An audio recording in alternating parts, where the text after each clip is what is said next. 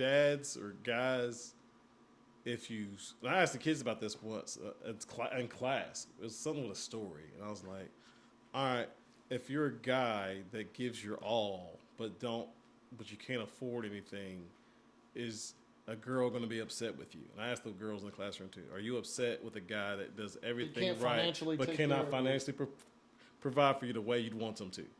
Like, you're not homeless, but you want more. Yeah. And they're like, yeah. I was like, okay. So that same guy cuts back 25, 40% on everything you love about what they're doing except for the money. And they make more money, but they spend less time with you. Right.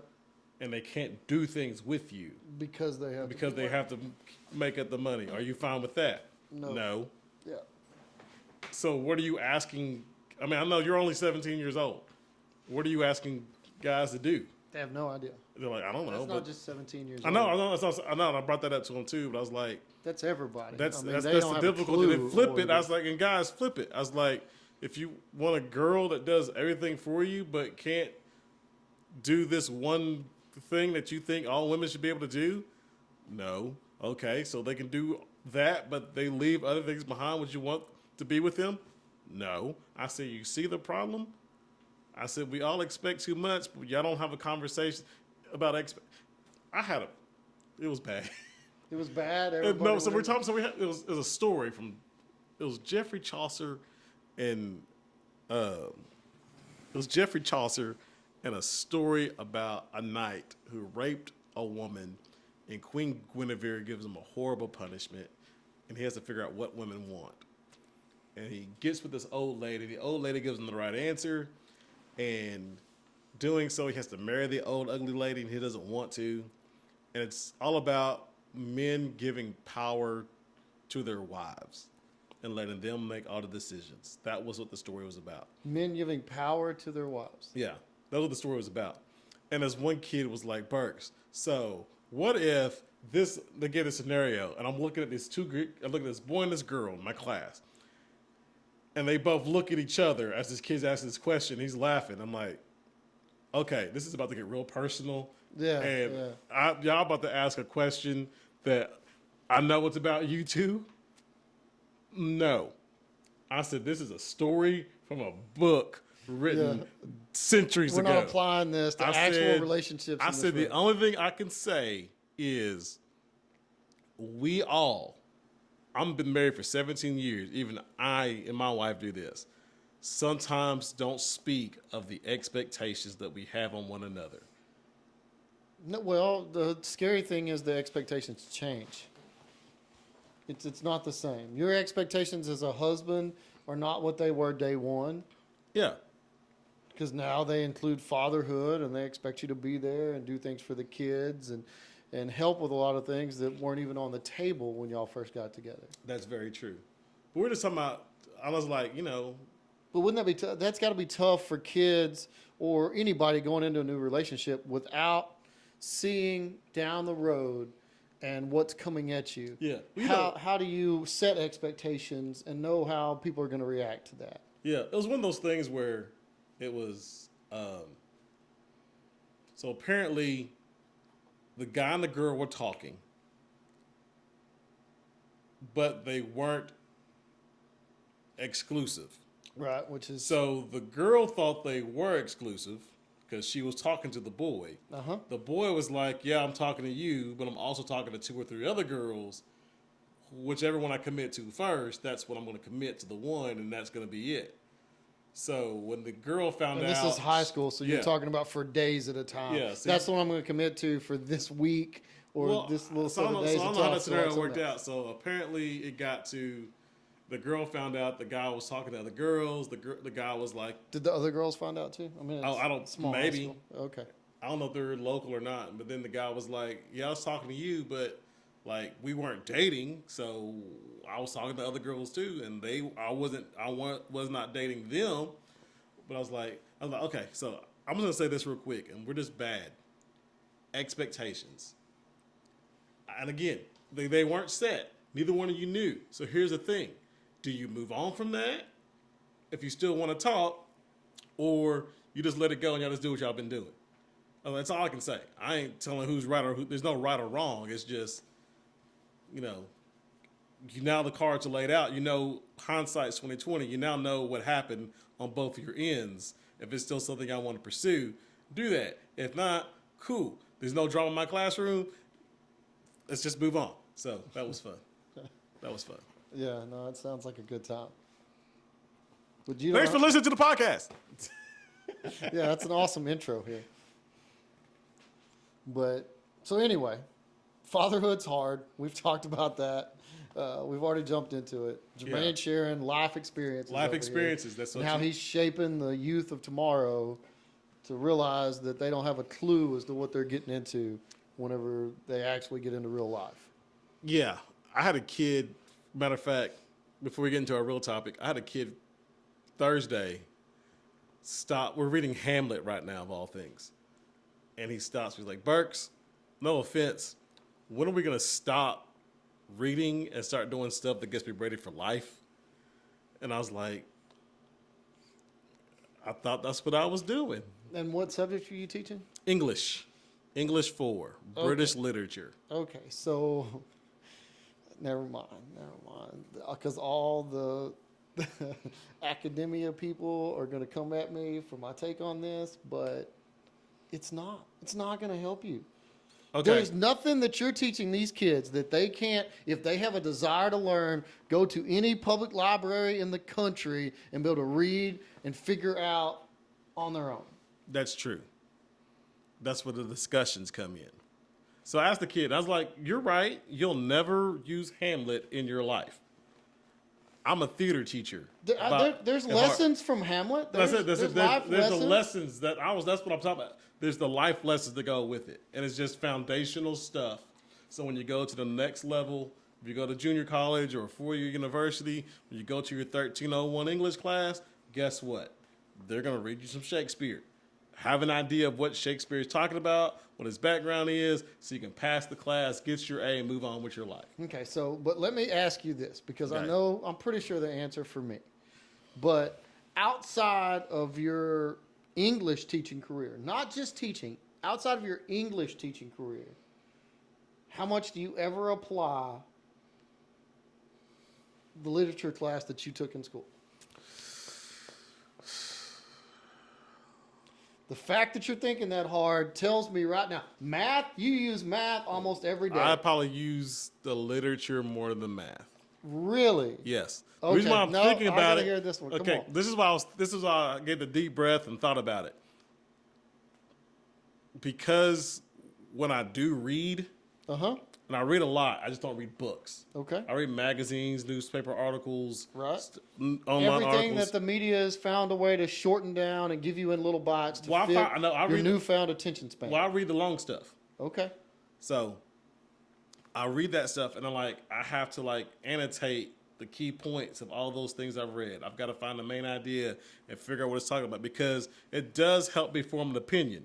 It also allows me to enter in conversations with people about things that if I disagree with them or if I disagree with the article, I could bring it up and have an educational conversation and be well read enough to know what's going on outside the world, to not listen to just one opinion about any one thing. So math, all I do is hopefully, it doesn't work well, so I'm probably shooting myself in the foot by saying I use the English literature more than I use the math because I'm rubbing two nickels together at the end of the month. Hold on. You said English literature helps you. Okay. Yeah. Not the first part you said was I can look at stories I'm reading and figure out a plot or who it's about and what they're saying about it and description from that, right? Yeah. That's not English literature. That was basic English structure before English literature. Yeah, but you apply that to the advanced stuff about how the plot and the motivations of the character. But you don't think the English that they're teaching freshman year in high school teaches you that as well? No. Really? Yeah. They don't teach story structure? No. So when do kids now learn story structure? 5th grade, and then they get tested. So it's just testing. Okay. I'm being dead serious. No, if you want to, I appreciate if you the want, honesty. if you and, want a true thing, like so. Matter of fact, my kids. This is my kids. Wednesday. Okay. We had an argument. Well, not an argument. We had a conversation. Yep. Shut down the Group entire discussion, class. yep. Had a group discussion. Shut down the entire class period to discuss, for example, school spirit.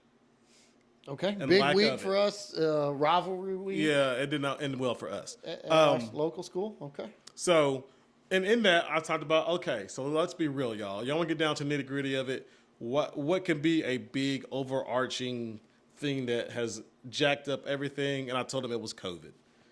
And I was like, it messed y'all up. It messed teachers up. It messed up education. It messed up everything. Okay, but let's don't pretend that education wasn't broken before. No, COVID. it was not broken before. It was always been broken. Okay. Now it's broken, and the cracks that most people missed are now no longer cracks.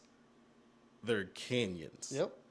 I And can you see that. realize that the expectations that are put on kids, knowing full well they're 3 years, 4 years, 5 years behind. You and think you they're know 3 or it. 4 years behind It's now? easily. We closed schools down for a year.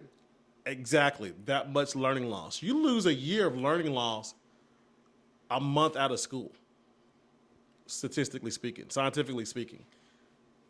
The summer is like the worst thing that can happen to a kid for school purposes. No, I 100% know. When we homeschool, so when we take breaks, it takes a couple weeks to get my kids back to where they were. Yeah. So again, I say you lose a year, you can gain it back real quick. But Because now it's there, you just got to and that's in that 2 month span, you lose a lot, and it takes a kickstart to kind of get it rolling back again. The problem was they didn't lose 1 year, they lost 2. Okay. So COVID shut us down. I remember as clear as day. March. Came back from spring break. Our band went to Disney World. Awesome. Or place which to one go in right Florida? Before COVID. Yeah. Disney World. Is Disney World in Florida. They went to Florida. The band played at Florida. They had they had some parents and aunts and uncles of kids went. They paid their money. They went on a trip with them. Last day on their trip, Somebody gets sick. someone gets sick. Yep. They come back. You find out like an older family members of a student, an older gentleman and his wife were really sick. Not like they were okay, but they got sick while on the trip. Right. Rumors were going around about the entire state shutting down that Monday. Mm-hmm. I think 3 or 4 other schools in our area shut down after spring break because they weren't sure what was going on. Our superintendent at the time left our school open Right. and said, hey, parents, we understand.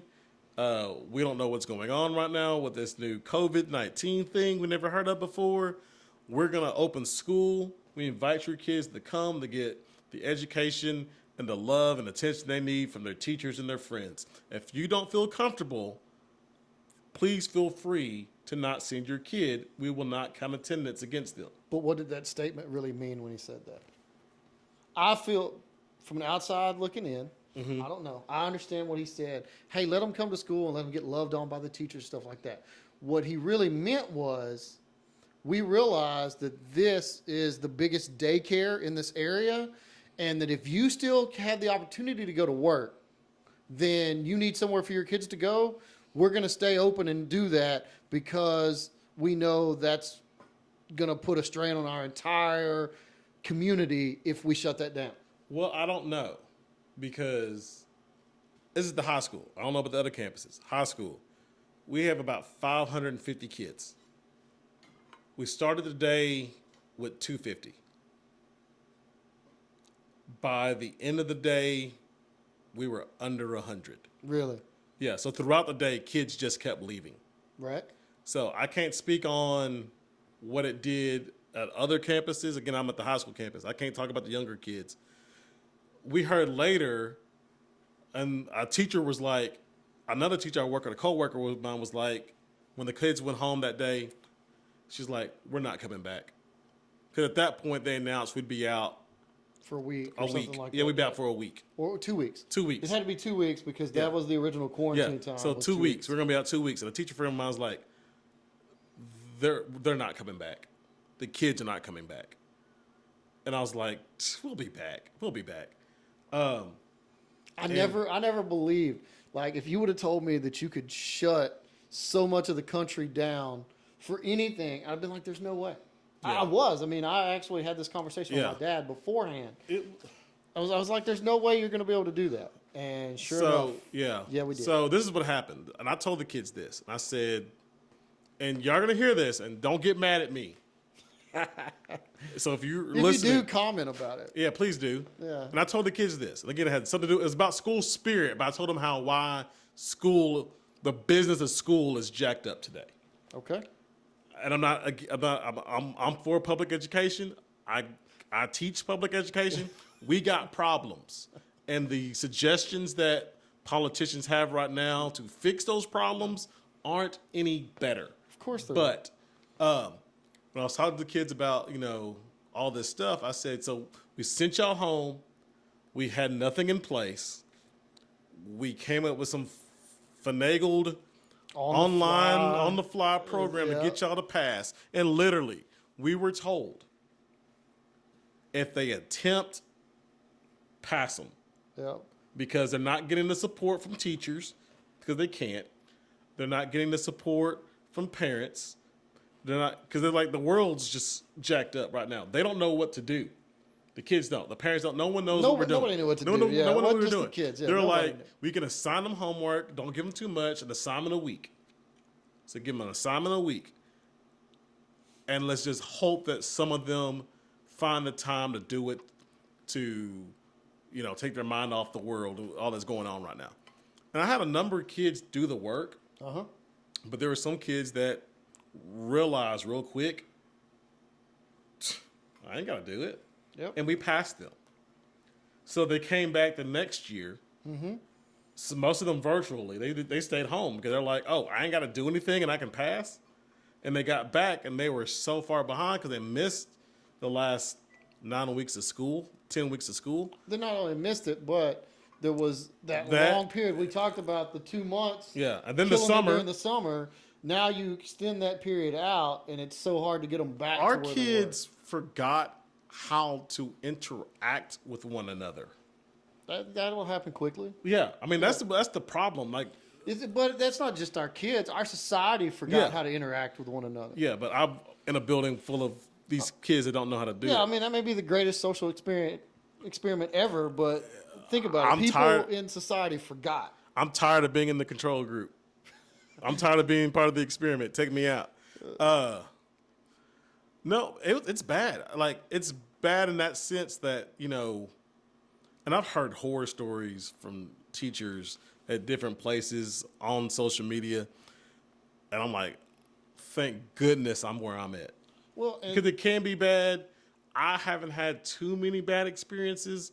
I've heard other teachers in the building I work in with some bad experiences, but nothing compared to, a 6'4", 300-pound kid tackling a teacher because they took his Nintendo Switch away, or a kid that, brings a pew-pew to school because the teacher failed him on an essay.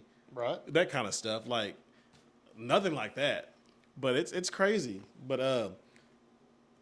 and we sent them home to parents that were not equipped. Right, because I know this, and trust me, I am not the greatest homeschool dad ever. Let me just put that out there for everybody. There's so much more I could do and be involved. But like we've become so reliant on public education that's like not even something other than sit down possibly at dinner, which a lot of families don't even have dinner together in the evenings anymore. But outside of, hey, did you get your homework done? And asking that, and that's a yes or no answer. And then, okay, you're supposed to take care of your school stuff. We may be looking at extracurriculars. Yeah. What's your children's education is not something that our society necessarily puts an emphasis on parents reinforcing anymore. That was a problem before because you would see kids go to school and not apply themselves and not care, and teachers have been dealing with that forever. Yeah. So that's nothing new. I think it just got, I don't know, brought to a much broader spectrum whenever you said, okay, look, we're going to send assignments home and y'all need to do these. And the parents had no idea what the kid needed to be working Yeah. on, where they were, and didn't want to take the time to do it. And that's a society issue. I That's had not, more. I had during that COVID shutdown time. I had more parents contact me in 6 weeks than I did in 5 years right? Yeah. about just simple stuff. Mm-hmm. But they were trying to help their kid, Right. and their kid had no clue, and they had no clue. Right. But again, I wasn't a parent yet. I'm not gonna lie, and I tell kids this all the time. I'm not gonna lie. My wife was pregnant during COVID, and we lost our first son a few days after he was born. So our second pregnancy was kind of rough. Just thinking about worst case scenarios all the time. Not being at home was a godsend for us. Yeah. Like, it was amazing. And I tell kids all the time, like, yo, we thrived in it. But again, it was me and my wife. I didn't have 2 or 3 kids, high school kids that lost their sport, that lost their entertainment, that couldn't go out and see the outside world, who was struggling to figure out, oh, their job let them go and this was going on. I didn't have all those issues. So I'm not downplaying any of that. I said, me individually, me and my wife, we enjoyed it. Yeah. I don't enjoy the fact that the world wasn't going to crap, but just like it gave us time to just to focus on us, and it was good. But yeah, I'll just tell you, it made me long for like older, simpler times because we have so many distractions now, and a lot of that's great. But if you could ever get back to where, and I hate to even, well, because now you're showing your age. I know I am. But I mean, I almost think of like Little House on the Prairie and things like this. You know what I'm saying? Like Good night, John a Boy. lot of people's great grandparents at this point that they don't even necessarily know. Like if they told the story, they wouldn't even think that was real life. To where, and I mean, I don't want to go back this far because I really enjoy indoor plumbing and air conditioning, two my favorite things. Yeah. But if you could get back to that point to where the family like stayed together, helped each other on the farm, the whole unit kind of worked together. I mean, that was, I just think that was a better time. And we find a lot of stupid ways to keep ourselves busy that don't necessarily progress our family or ourselves in any way anymore. And with that conversation, I said, this is what COVID did that I don't think is said enough that really jacked up everything. And I'm a victim of it, just like any high school kid that's walking the country right now. What did it? If you're watching on TikTok or you're watching on YouTube, you're going to see what I'm talking about. This thing. The cell phone. The thing was bad before The COVID. thing was bad before COVID. Yep. It became an exponentially worse problem after COVID. Well, all of the algorithms had a lot more data to use once everybody started getting on them more.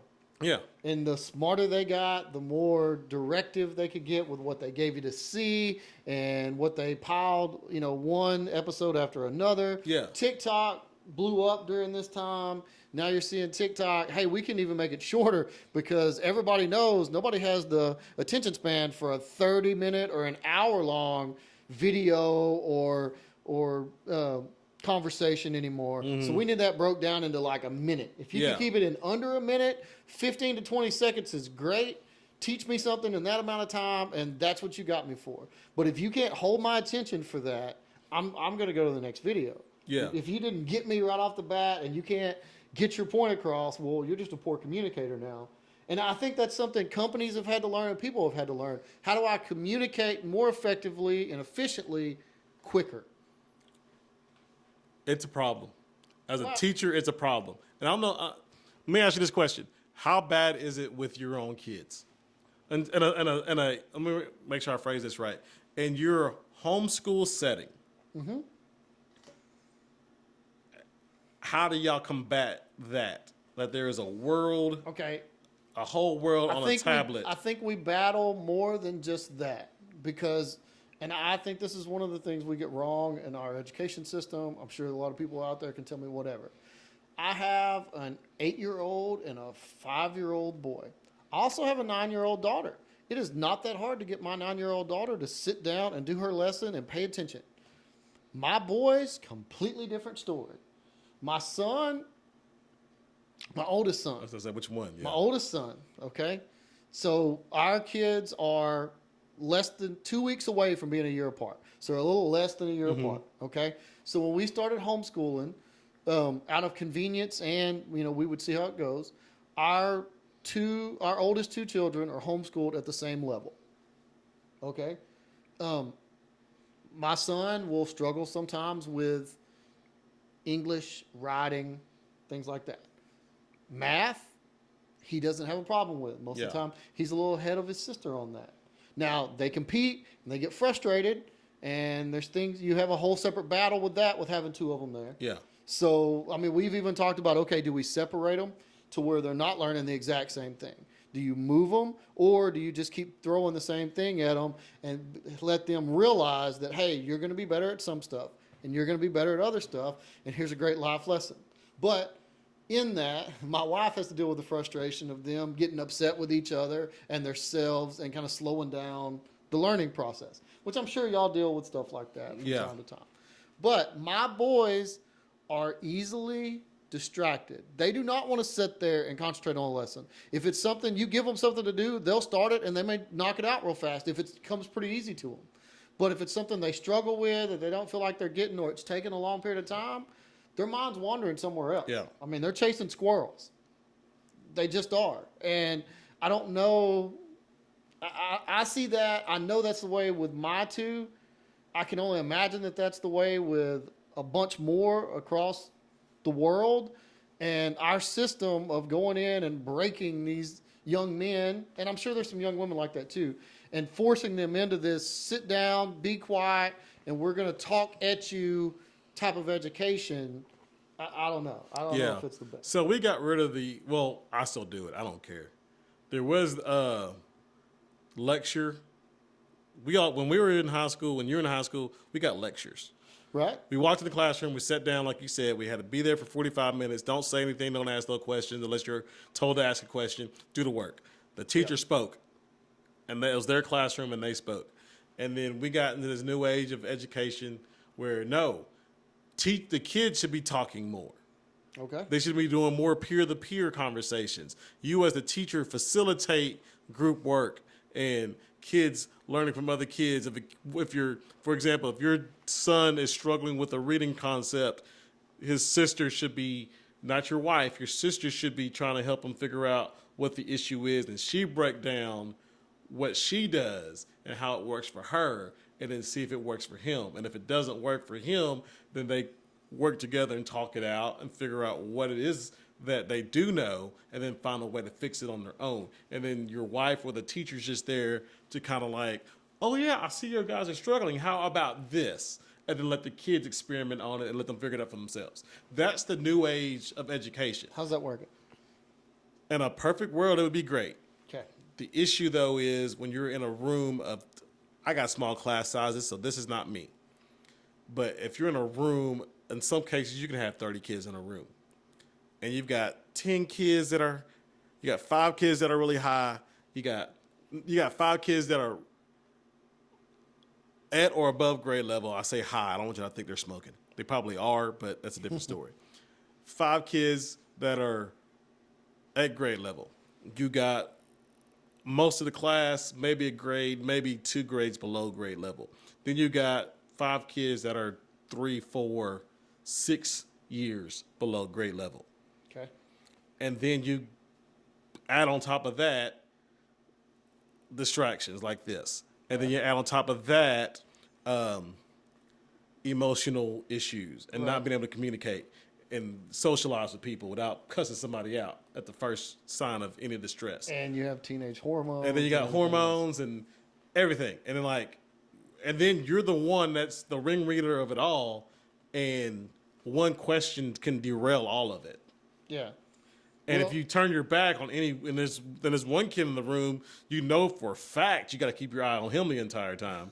or her the entire time. You just have to, because the second you don't, the 5 small group kids you're working with are being literally, in some cases, literally held captive by the behavior of a student, and that can't be removed because there's some documented paperwork that says that you've got to go through 8 different steps before you can even think about calling for someone to remove that student for any amount of time. Wow. So it's crazy. So yeah, kudos to you and your wife for doing it with 3. Yeah, I think I talked to you about homeschool anyway, because Yeah, no, it is crazy. again, it's not something. And I think people get that misconstrued too. Homeschool's like, oh, they just sit at home and they wake up when they want to, and we read them maybe a book in their PJs while they're eating cereal, and then we let them watch YouTube all day. Like it's not that. It's not that. Yeah, If you are one of those definitely is homeschool not. programs, you need to get out of it and find your network of good homeschool I was teachers. gonna say, I'm not gonna say that there's not some people out there. Oh, I know that. Hey, there's some education. There's some teachers like that. I used to be one of them. But man, I don't know.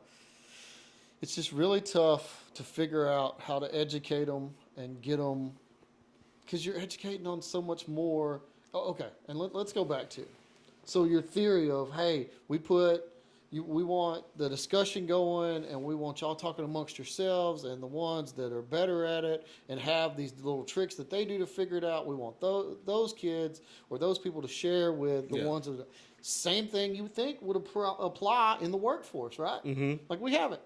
I have that. I manage, I don't know, 16, 18 people at any given time, depending on how many we've got hired in my department.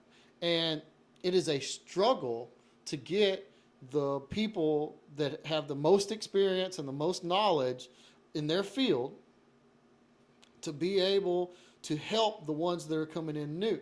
Because for the most part, if you have people that's been doing it for a long time, it goes one of 2 ways. Either you take all your knowledge that you have and you utilize that in order to be able to learn more and get more involved in what's going on, and most of the time you move up, right? Mm-hmm. And do that. There's another type of person that has all this experience and all this knowledge, and they take all that and they use it to be able to get by doing the bare minimum. Just enough. Just enough to get by. They know what it takes to get by. That's what their experience has taught them, is I know that as long as this happens and this happens, then everything's going to be okay. Nobody's going to come expect too much of me or anything like that. I mean, that's the 2 ways, and I'm sure in group education, that's the way it is too. It's like that, I think, in every aspect of society right now. Because how can I put forth the least amount of effort and go to? I've even had this conversations with people before. They're like, "Well, you put a new guy out here with me. I didn't know what I was supposed to do." And I mean, I literally had a big training conversation with the fact that, well, I wanted my best experienced person at this job to be able to help educate, train, and guide this person that's new to it to be the best they can be. And I wanted you to apply yourself probably more than you normally do, so that they could see what could be done or should be done in order to be successful, instead of figuring out every shortcut there was to do the absolute minimum and get by. You know what's? I'm over here grinning. If you're watching, you see me grinning at this because I'm in a completely different field. Y'all know I'm a teacher. I'm in education. I'm listening to Charlie say this, and I'm laughing because teachers wish that's how it was. In this sense, we got a ton of new teachers. You got teachers coming in new all the time. Veteran teachers wish, as mentors, they had the ability to be able to sit with their mentee and teach them all of the things that they need to know to survive day to day, and then give them the tools and feedback to get better at their job. In theory, I know this isn't what happens. In theory, isn't this what happens during like your student teaching and your training? Isn't that what's supposed to be happening? Except, yes, it's supposed to be 2 things. One, student teaching if you do it through a college, what it does, it gives you maybe a 6 weeks to learn that as the teacher in the classroom with someone looking over you. But again, in that case, that the head teacher's still in the room, so kids don't act out too much because they know there's a second adult. The other thing, though, is most of the teachers that we get today, because the way things aren't taught on how to be teachers. They hold bachelor degrees and are able to get into teaching because they have a 4-year degree. Okay, well, let me ask you this. So, and everybody out there, apparently, this wasn't the direction. This is about fatherhood, though. This was not the direction we were taking this podcast. Not at all. But this is kind of where we ended up. All right, so how many of the veteran teachers out there, what percentage of the veteran teachers out there do you think would volunteer and go above and beyond to offer the the training or the mentoring of the other teachers above what? And I'm getting to something else, and I think this is going to be a pretty scary number you throw out here. But how many of them that haven't? Because I know a bunch of them. They've been through. They've seen young teachers come and go. How many of them are worth their time? Why should they put forth effort if people aren't? But how many of the senior teachers do you think would take the time in order to offer a program like that, to where they'd really, like, maybe you start a group to where it's six people and there's 3 veteran teachers and 3 young teachers in there. But how many of the veteran teachers do you think would give up their time, because they're already giving up time to teach? They're already giving up time, most of them, for extracurricular activities and things like that with the kids. How many of them would give up a little more time to be able to kind of pass down what they've learned over their career to the younger teachers? That's a hard question to answer. Okay, but just figure, you don't even have to give it to me. Just figure a number in your head, what you think that would be. Okay?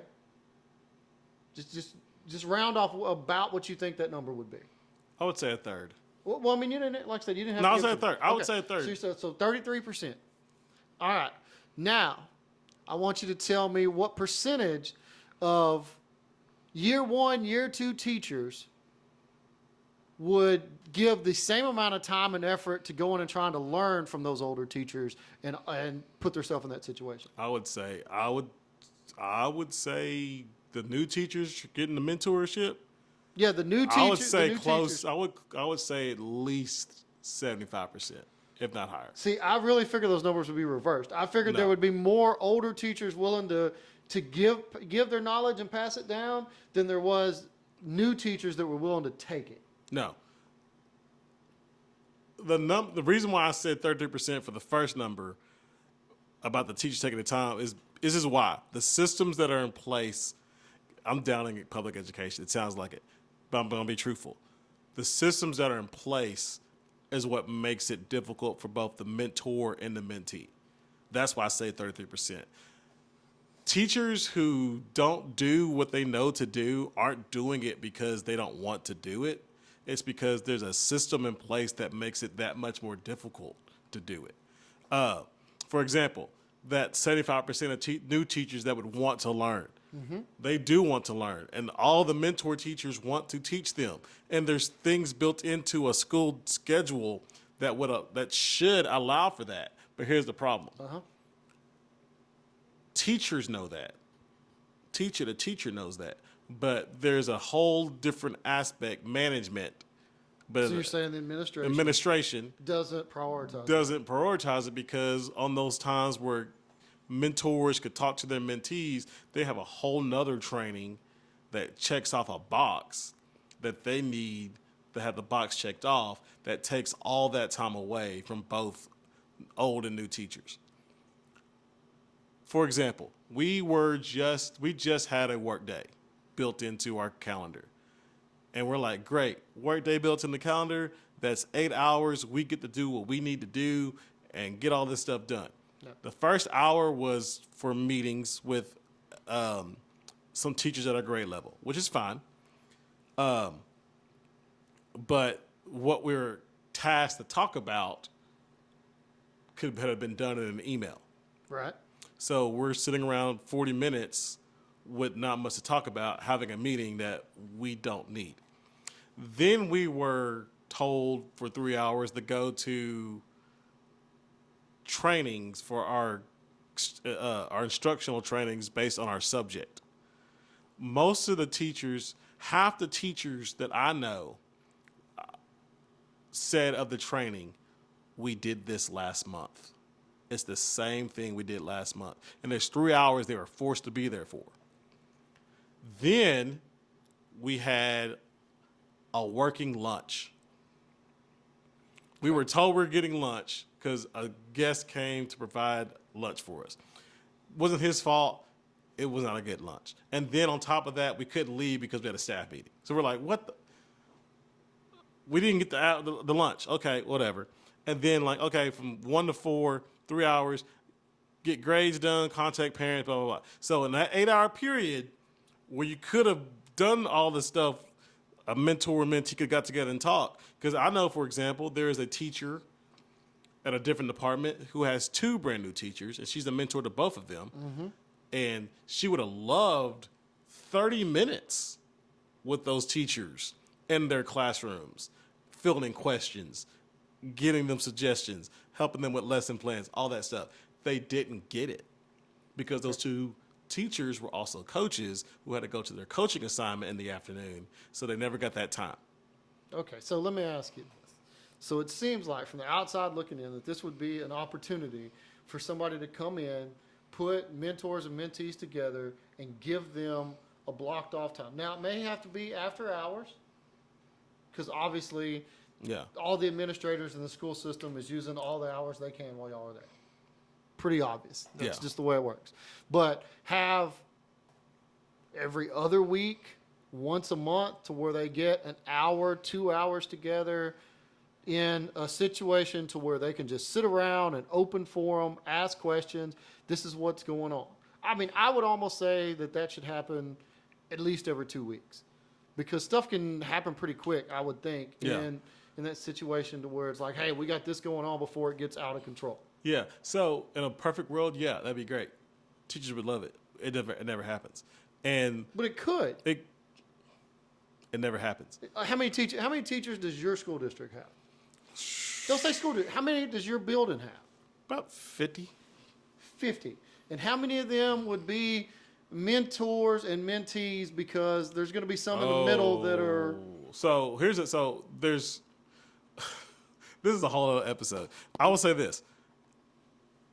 Going with the educational aspect, the classroom stuff, talking about how education is broken, this is one of the things that is broken.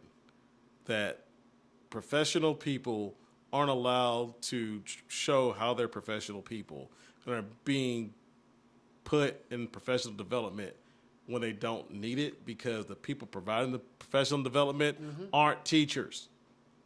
Okay. So they left the classroom. Good for them. I'm going to do it one day.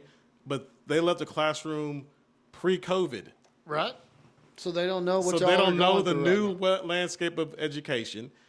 And they're telling you how to do things based off systems and metrics that used at to very apply, minimum that 5 years don't old. change now. Yeah.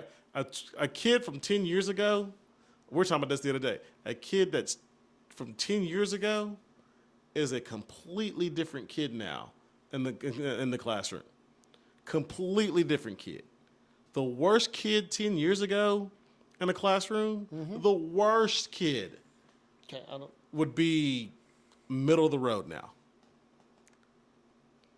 I mean, I'm sure there's people from 10 years ago that would be able to... I mean, you have a bad seed in every thing. But, like, your biggest issues that you had... I remember one kid, he got the AAP at the drop of a hat. Like, they sit them off for the drop of a hat.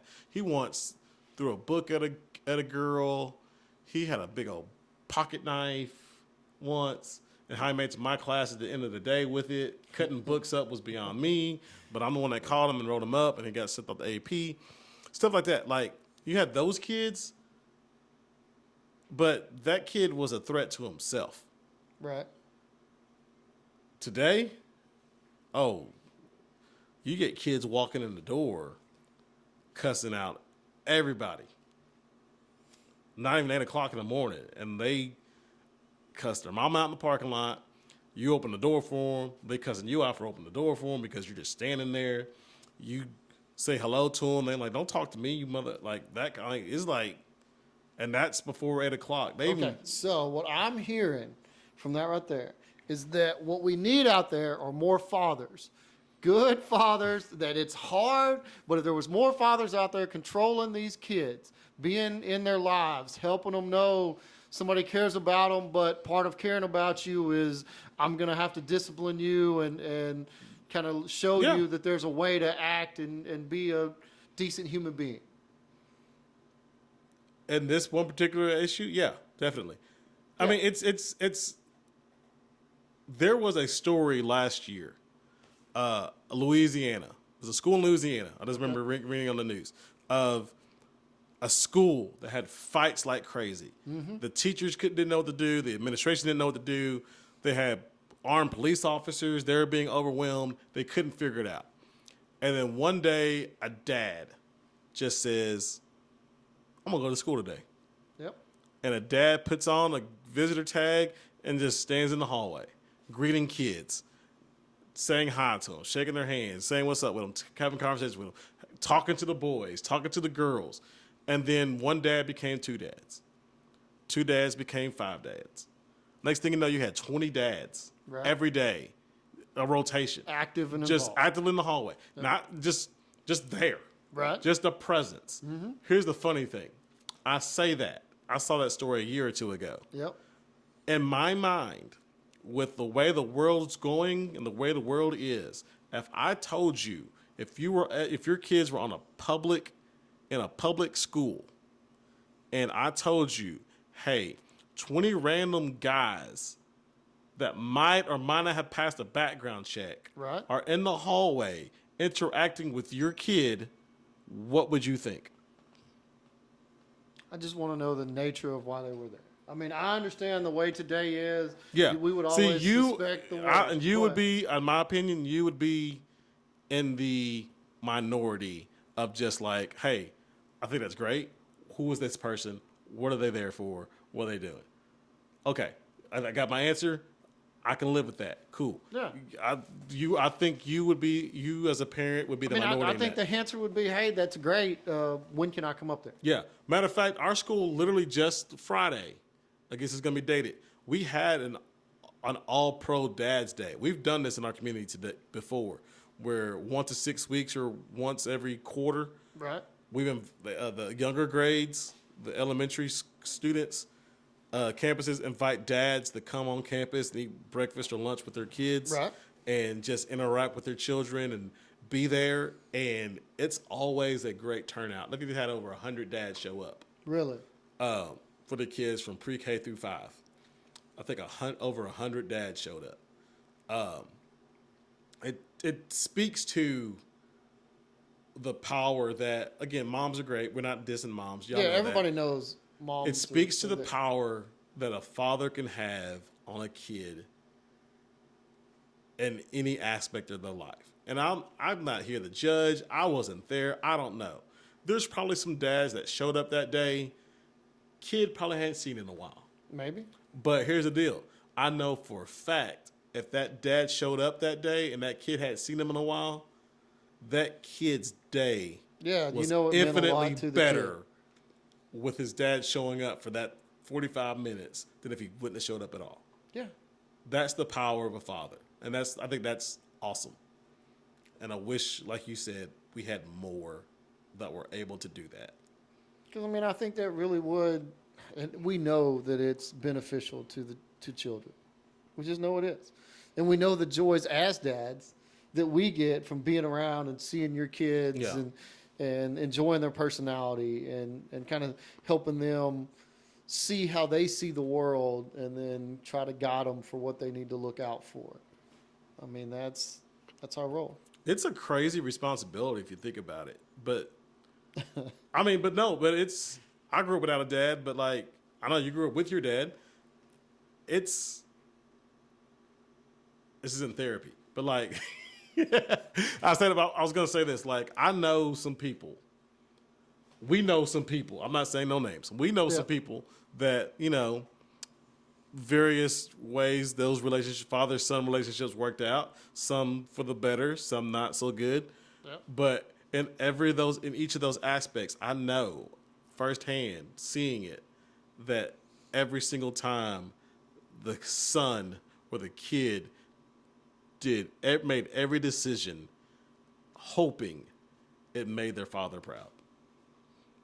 And that's what I mean. That's the power of fatherhood. Is Sometimes the fact it more than not necessarily even make them proud. Just got some kind of response. from them. Yeah, like saying that's the power of fatherhood. Like someone looks up to you and wants something from you in everything they do. My son does it. I'm sure your kids do it. My son will do something to his mother, and like he won't do it hard. Like matter of fact, yesterday he was upset and he was like kind of swatting at his mom. But every time I was in the room, every time he'd swipe at her and he'd stop and he'd look at me. And my wife even said it. Yeah, my wife even said, he's looking at you to see how you respond to him doing what he's doing. I'm like, I know. And I chose my words carefully. And I said, if you do it again, you're not going to like the consequence because we're not doing this to our mother. We love her. We care for her. We don't do this to her. And he tried it, and I grabbed his hand, and I put it down, and I said, we need to go somewhere. I love those. So I scared him yesterday, as a matter of fact. I made him. This is the second time I scared him.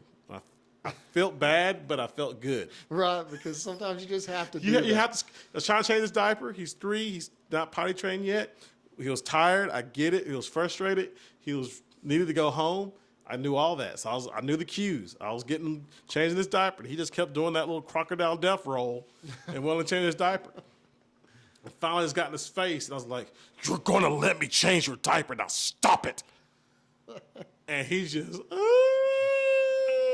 but 3 times a day. No, so he just wailed, his like just cried, but he stopped. I put his diaper on. I'm like, buddy, I apologize to him. I'm like, I don't like doing that to you, but you got to let me. I'm gonna work on being better with you, but you've got to work with me too. Better, You're 3 years old. I know you don't get it. His cousin, my niece showed up from college just real quick. I'm like, we're walking out, just wailing the whole time, crying. He sees her, runs to her. She picks him up, and he's still crying. And he stops crying. He just looks at me and goes, Daddy scared me. I'm crying because I'm scared. Yeah. And my niece looked at me and she's like, you? I'm like, I have that power. Right. I was like, I don't know. I will say this from experience. Don't waste all that now. I'm not. It's Yeah. only 2. Okay. I was going to say because the more you do it, it's like anything else. Yeah. You get a little desensitized to it. And then so you have to escalate to a Yeah. higher level, and then it turns into a whole. oh, I know. I it's gonna happen. I know it is, but there have been times when and I both. She'll get it, and I'm like, baby, just walk away, cause I know it. I see it. Yeah. And she'll do the same thing with me. Just walk away. Yeah. I'm like, I got to. And like, for example, I'm gonna be real with you. We tried give him a nice little pop in the leg. Mm-hmm. We realized after the 3rd time it didn't work. Yeah, that was a waste of time. And I'm like, I told my wife, I said, hey, you've got to, when it gets to that point, you've got to stop me.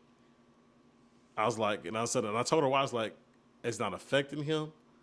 And all it's going to do is make one of us more upset. And we're going to do it harder and harder. And then it's going to build tolerance to it. And it's going to expect it. It's just something we don't need. Mm-hmm. He's too young. We love him too much.